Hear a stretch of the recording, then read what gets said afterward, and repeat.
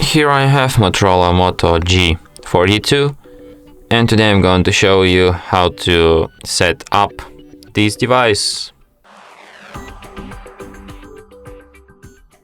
So firstly you have to select preferred language. I'll just stay with English, then tap start. Then you can connect to the mobile network by inserting a SIM card, but also you can just skip this step for now and do this later. Then you can connect to the Wi-Fi, but if you don't have any opened Wi-Fi network, you can just skip this step and do this later. Then disable all ticks here. Tap accept and continue.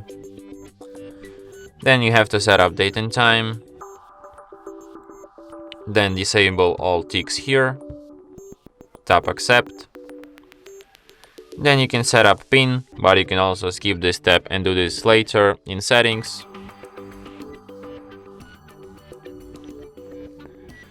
Then tap not now, not now, not now, not now. Then select theme.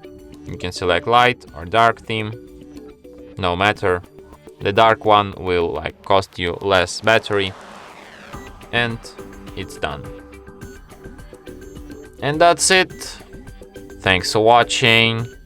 If you find this tutorial useful, don't forget to hit that like button and subscribe to our channel.